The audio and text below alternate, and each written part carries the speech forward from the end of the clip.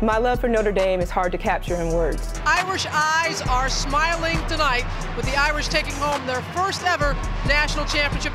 My passion for Notre Dame and my love for the program, everything it stands for, it's where my heart is. Coach Ivey, we are making our way over to the Grotto here at the Notre Dame campus. It's a place that you're very familiar with, having played here, been at this school for over 2 decades. Mm-hmm. What are some of the memories that you have, leaving the Joyce Center and walking over to the Grotto as a student? So many wonderful memories. I've had like celebratory moments where just excited to get back with my teammates or my roommates on campus, and having my family up. And then sometimes it was like hard moments. Coming back, I had 2 ACL injuries, so coming back from either rehab and having long days and moments where I was not too happy. Like just going through some of the things that I had to go through adversity-wise here at Notre Dame. So in those moments, I would always kind of take this path to go to the Grotto, because like that was my place of peace, place where I can just pray and really kind of rely on my faith. Helped me in moments where I felt like I needed it. Walking now and making those trips there now, as the head coach of the women's basketball team, how often are you able to kind of reflect on all that has kind of transpired? This place has impacted me so much that I really try to embrace, I always embrace this place and just be amongst every part of campus that, to me, that's special to me. And I try to do that a lot. Like when you come into work, like I don't feel like this is work. I'm in such a place that I feel so blessed to be a part of this university and part of this culture. You just never can really prepare for a moment. The magnitude of a moment, as huge as it is to lead a program like University of Notre Dame, and to have Jack Swarbrick, call me and offer me the position was, like I said, a dream come true. Coach Ivey, I wanted to start back at year 1 as a head coach. I can't think of a harder place for a first-year head coach to start, where you're replacing, a legend and your mentor in Muffet McGraw.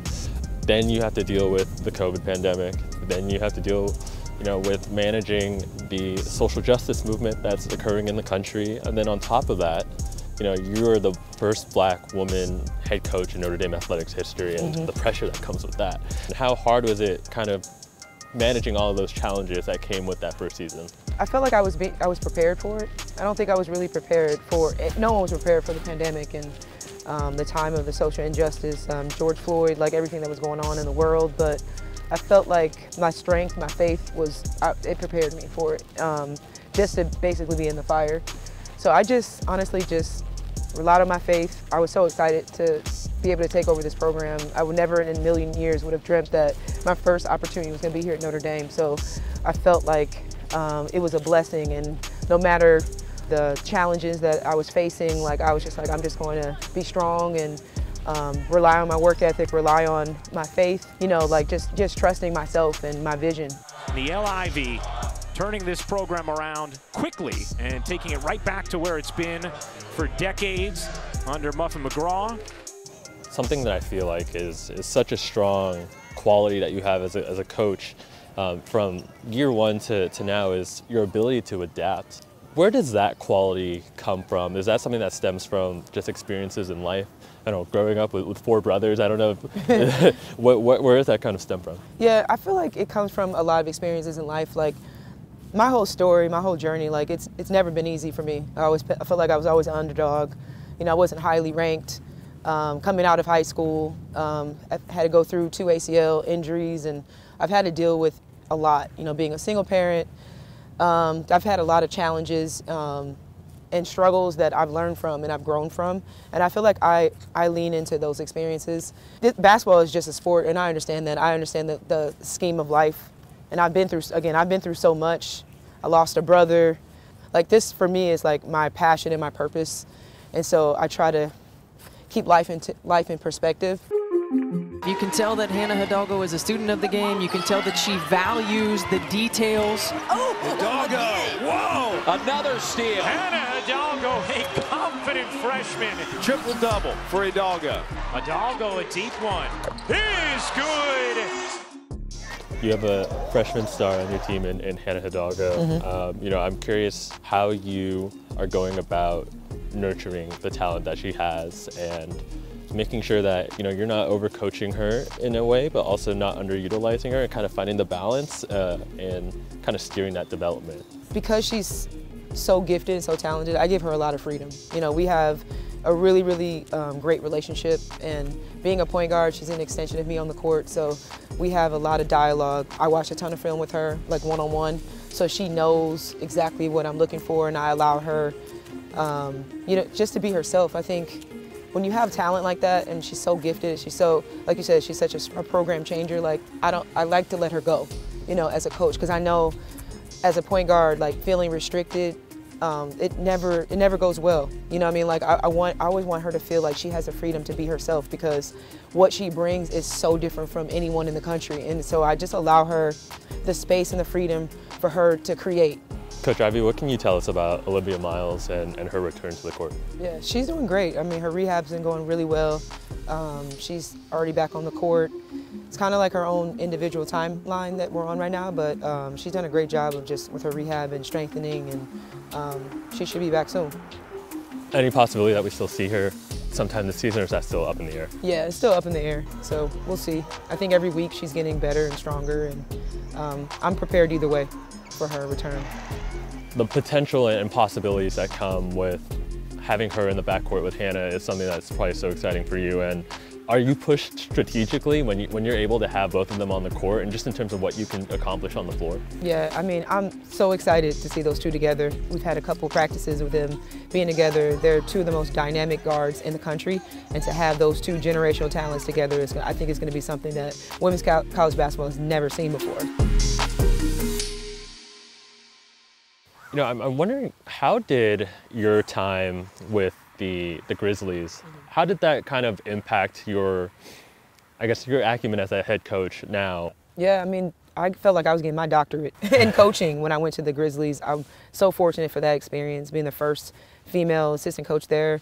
I got a chance to work with some of the best in the business, and Taylor Jenkins is unbelievable. He's just a phenomenal coach and an even better person. Developed amazing relationships. John Morant, Jaren Jackson, DeAnthony Melton. I just watched him play. My son, honestly, it really helped me become a head coach, learning the things that I learned on that level. You just referenced your son, watching your son Jaden. You've made it such a point to not just be, you know, a supporter as he kind of climbs in his career, but really to be present in that support. Yes, absolutely. It gives me balance, and I felt like I really needed that for him when he was a freshman at Purdue. And then me being a first-time head coach, I could turn it off, and I'm driving up to West Lafayette, didn't think at all anything about the team. You know, I got a chance to just be present for him and just be in the stands like a crazy parent, yelling at the refs. Like, I got a chance just to separate myself from the pressures of being a head coach, and just being able to be a support system for him, and not talking about basketball at all. It's mostly just like how proud I am of him, and you know, I got a chance to just be a mom, something different. You know, my son loves me regardless. You know, wins or losses. You know, he's my why. You know, so he's the one that motivates me all the time. Even he's 21 years old, I still think of him as my baby. I'm just grateful for our relationship, and I'm grateful for him. You know, I wanted to ask about this moment that Black coaches are having in women's college basketball. You know, you look at the history that yourself and Kenny Brooks made last year in the ACC. You know, SEC has been strong in representation.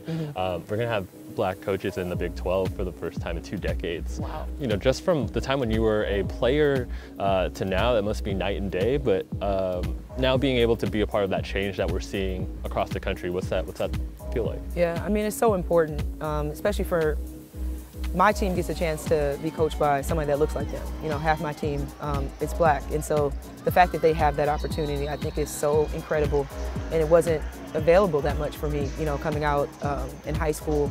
So representation, I know we always say that, how much it matters, and if you can see it, you can be it, and I feel like I'm actually living proof of that. I felt that the magnitude of that when I was with the Grizzlies. I feel the magnitude now, being the first time African-American female coach here at Notre Dame in any sport. My players, I'm inspired. I inspire them, and I know that I'm inspiring others.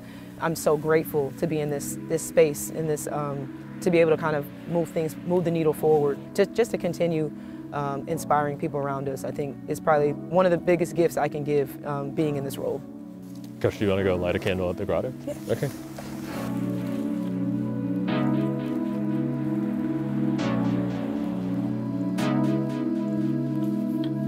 Pick one, and then you can use this to light it.